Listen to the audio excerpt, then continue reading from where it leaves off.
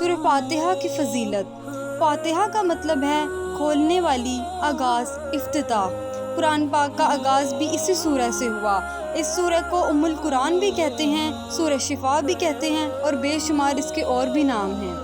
حضرت عبداللہ بن عباس سے روایت ہے کہ رسول اللہ صلی اللہ علیہ وسلم بیٹھے ہوئے تھے اور آپ کے پاس جبرائیل علیہ السلام بیٹھے تھے۔ اتنے میں جبرائیل علیہ السلام نے آسمان پر دروازہ کھلنے کی آواز سنی تو انہوں نے آنکھ اوپر اٹھا کر دیکھا اور کہا، یہ آسمان کا وہ دروازہ ہے جو کبھی نہیں کھلا تھا۔ پھر اس میں سے ایک فرشتہ اترا اور رسول اللہ صلی اللہ علیہ وسلم کے پاس آ کر کہا، مبارک ہو، آپ کو 2 نور عطا ہوئے ہیں جو آپ سے پہلے کسی نبی کو نہیں دیے گئے۔ اور جبرائیل علیہ السلام نے یہ بھی بتایا کہ یہ فرشتہ کبھی زمین پہ نہیں آیا۔ ایک نور سورہ فاتحہ جو پہلے کسی نبی کو نہیں ملی، اور دوسرا نور سورہ البقرہ کی آخری 2 آیات، اور یہ خوشخبری کہ جو اس کو پڑھ کر جو بھی دعا کرے گا وہ قبول ہوگی۔ یہ نبوت محمدی کے بالکل ابتدائی زمانے کی سورہ ہے۔ یہ سب سے پہلی مکمل سورہ ہے جو رسول اللہ صلی اللہ علیہ وسلم پر نازل ہوئی۔ اس سے پہلے بس آیات نازل ہوئی تھی جو سورہ علق، مزمل اور سورہ مدثر وغیرہ میں شامل ہیں۔ یہ سورہ ایک دعا ہے بندے کی جانب سے، اور قرآن اس کا جواب ہے خدا کی جانب سے۔ بندہ دعا کرتا ہے کہ اے پروردگار میری رہنمائی کر۔ جواب میں پروردگار پورا قرآن اس کے سامنے رکھ لیتا ہے کہ یہ ہے وہ ہدایت اور رہنمائی جس کی درخواست تو نے مجھ سے کی ہے۔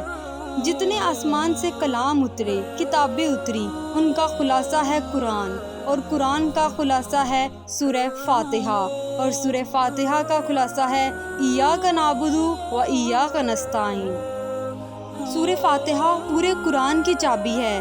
قرآن توحید بتاتا ہے، رسالت بتاتا ہے اور آخرت بتاتا ہے۔ سورہ فاتحہ میں توحید بھی بتائی ہے، رسالت بھی ہے اور آخرت بھی ہے۔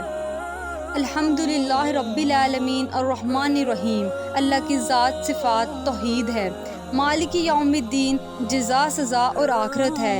ایاک نعبد و ایاک نستعین، یہ مقصد زندگی ہے۔ اہدنا الصراط المستقیم، یہ طلب ہے زندگی کی۔ صراط الذین انعمت علیہم، یہ رسالت ہے۔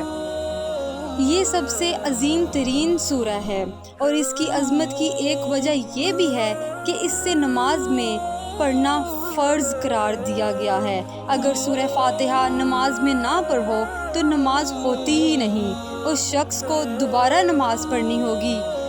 یہ نماز میں ریڑھ کی ہڈی کی طرح ہے۔ اگر انسان میں ریڑھ کی ہڈی نہ ہو وہ گر جائے گا، اس کا کوئی وجود نہیں رہے گا۔ اگر نماز میں بھی سورہ فاتحہ نہ پڑھی ہو تو ایسے ہے جیسے نماز پڑھی ہی نہیں۔ اس کو بار بار دہرائی جانے والی آیات بھی کہتے ہیں۔ یہ 7 واحد آیات ہیں جو بار بار دہرائی جاتی ہیں۔ سورہ فاتحہ کے بارے میں حضرت علی کا ارشاد ہے، اگر میں سورہ فاتحہ کی تفصیل لکھوں تو 70 اونٹوں پہ لادی جائے گی۔ اس سے اندازہ ہوتا ہے کہ سورہ فاتحہ کی کتنی فضیلت ہے۔ رسول اللہ صلی اللہ علیہ وآلہ وسلم ارشاد فرماتے ہیں، اللہ نے فرمایا، میں نے اپنے اور اپنے بندے کے درمیان نماز کو ڈیوائیڈ کر دیا ہے۔ یہاں نماز سے مراد سورہ فاتحہ ہے۔ اس کی اتنی اہمیت ہے کہ اللہ نے سورہ فاتحہ کو نماز سے تعبیر کیا۔ فرمایا، جب کوئی بندہ نماز میں کھڑا ہو کر الحمدللہ رب العالمین، تو اللہ تعالیٰ اپنے فرشتوں سے فخر سے کہتے ہیں، میرے بندوں نے میری حمد و ثنا کی ہے۔ اور جب بندہ کہتا ہے الرحمن الرحیم تو اللہ تعالیٰ فرماتے ہیں، میرا بندہ زبان سے میری تعریف کر رہا ہے۔ اور جب میرا بندہ کہتا ہے مالک یوم الدین تو اللہ تعالیٰ فرماتے ہیں، دیکھو میرا بندہ میری بزرگی بیان کر رہا ہے۔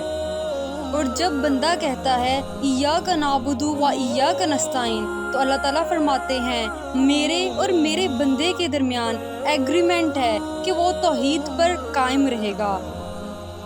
اللہ تعالیٰ فرماتے ہیں کہ یہ جو حصہ تھا یہ میرے بندے نے میری تعریف کر دی ہے، اور اگلا حصہ میں اپنے بندے کو دیتا ہوں کہ وہ جو چاہے مجھ سے دعا مانگے میں قبول کروں گا۔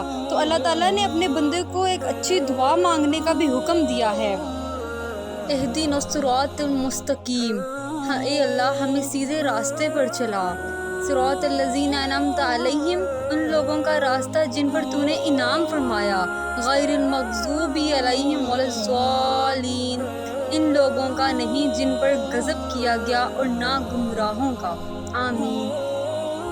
سورہ فاتحہ ایسی سورت ہے جو تورات میں بھی نہیں تھی، زبور میں بھی نہیں تھی اور انجیل میں بھی نہیں تھی، اور قرآن پاک میں بھی اس کے برعکس کوئی سورت نہیں ہے۔